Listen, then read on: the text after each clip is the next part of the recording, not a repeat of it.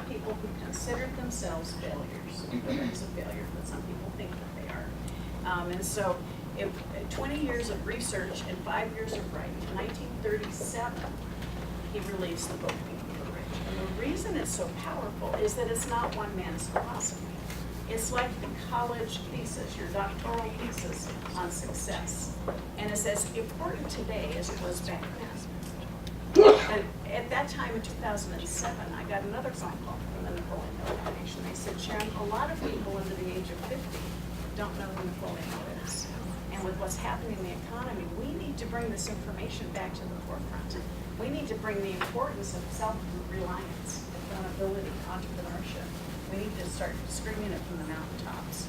And so they had heard that I had left the Rich Dad organization. We knew each other because we were in the same industry. So that was March 20th, 2008, another phone call. So again, I've had 3 major turning points in my life because of phone calls. So always remember when it rings. But in 2008, they asked me to step into a project called 3 Feet from Gold. And 3 Feet from Gold brings back to the forefront the elements of Napoleon Hill. Now, he is known for a lot of things. He created the mastermind principle. He created the principle, pay yourself first. He actually was the original creator of the law of attraction. Now, you may have heard or seen the movie The Secret. Well, Napoleon Hill wrote about the law of attraction in 1919, a little bit before The Secret. And the essence for The Secret is that it really left a very big fundamental issue out of the law of success. And that is, yes, you want to think positively because that attracts positive, but you also have to take action. God gave us 2 legs, 2 hands, and a mind, and you can't just sit there and expect good things to happen. You have to actually take some action and be accountable for yourself. And that was the element that I think should have been stronger in the book, The Secret. But it's so important because those principles are strong today as they were then. Now, Napoleon Hill said, whatever your mind can conceive and believe, you can achieve. Right? But in that achievement, you need some action. So I'm going to ask you if you believe that. And on your chair, each of you should have a little fishy weight. Do a little exercise. This is not a test. Okay. I want you to like 4 inches above the weight. Hold it. Let it hang straight down. All right. And I just want you to look at it. I don't want you to move your hand. I just want you to look at your weight, and I want you to listen to my words. And I'm going to tell you that the weight's going to go around and around and around in a circle, bigger circle, bigger circle. It's going to go around in a circle and around in a circle, bigger, bigger. Don't move your hand, round and around. Okay, now stop the weight. Was it doing it? Yeah. Even if a little circle, I see it. Yeah, I see it. It's going in a circle. Now stop your weight, and I want you to look at the weight again. And now I want you to look at the weight, and I want you to say front, back, front, back, front, back, yes, no, front, back, front, back. Some of you may be going side to side, yes, no, front, back. It's not going in a circle anymore, is it? No. Okay, now, the big question is, am I holding your string? No. Are you holding your string? Yes. Okay. Your mind picks up what's happening in the world around you. You were hearing what I said. Whether you wanted to try and do it or not, it was happening. And that's what this is all about, the environment that we're in today. Certainly this month, with all of these wonderful, positive political ads, we are in the environment of negativity. In the last 5 years, we've been in an environment of negativity from an economic perspective. And so it impacts us. It impacts our husbands, our spouses, our wives, our children. And we don't realize how much that negativity can really impact our entire life. And it's so important to be aware of things in the environment you allow yourself to go in. He also said every adversity, every heartache creates the seed of an equal or greater benefit. And again, the greatest companies today, many of them were born out of the Great Depression. So out of negativity becomes opportunity. The worst business decision of my life gave me the love of my life.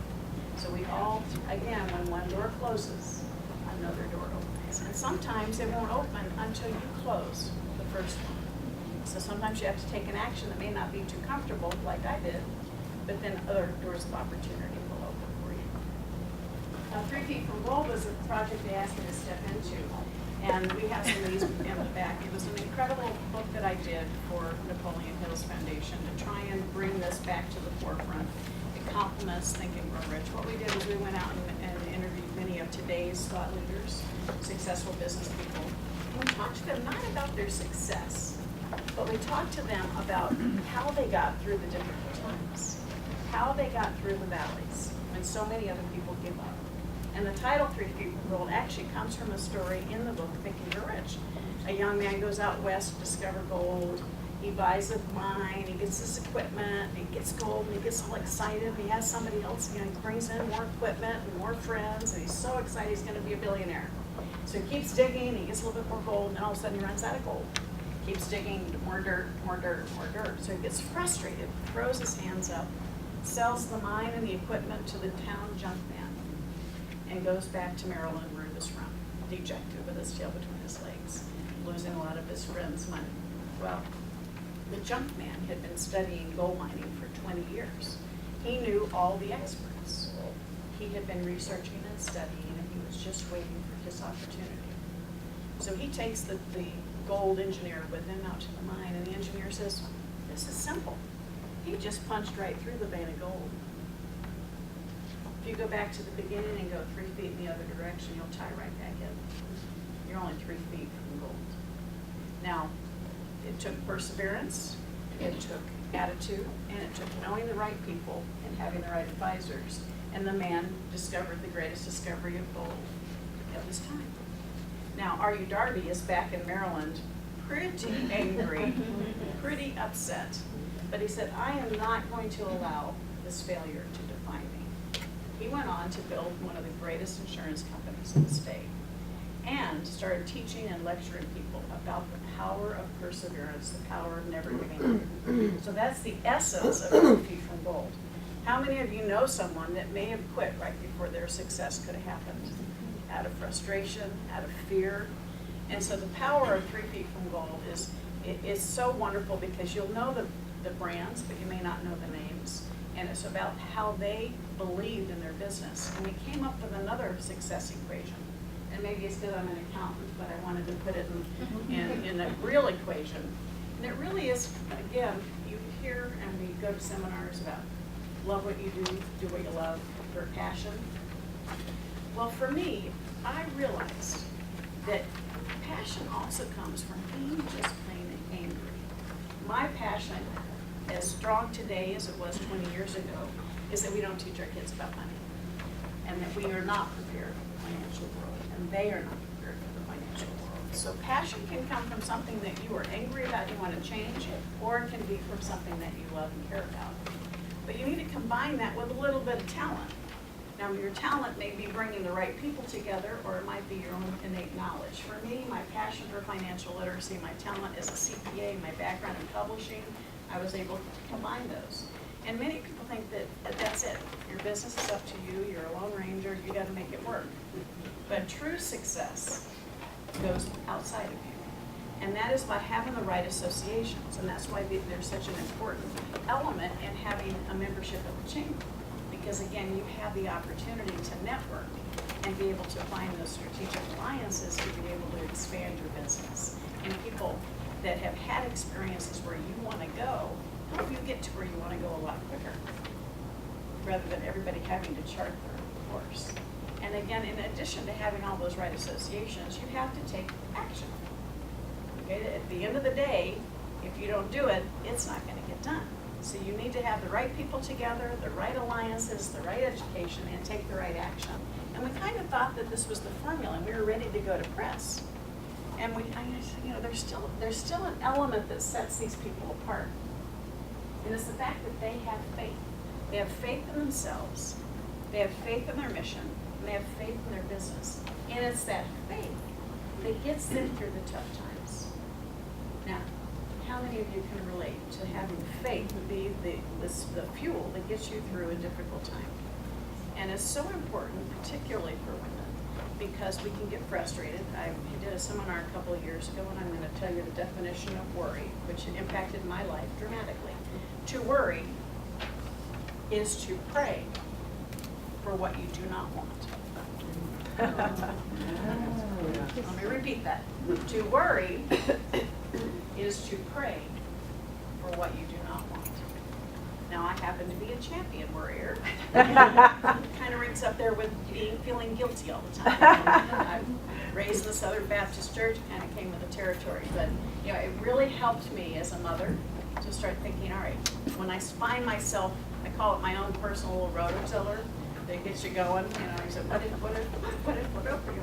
So I stop and I go, to worry is to pray for what you do not want.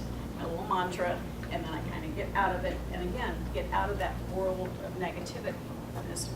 So I recommend it because it does help. It does work. Well, that was at the end of 2009 is when we released 3 Feet from Gold. And that was when I got yet another call from the Napoleon Hill Foundation. And they said, Sharon, I know you're in the middle of the book launch, but we have this manuscript, and we don't know what to do with it. It's called Outwitting the Devil, and it was written in 1938 by Hill, and it's been buried for 72 years.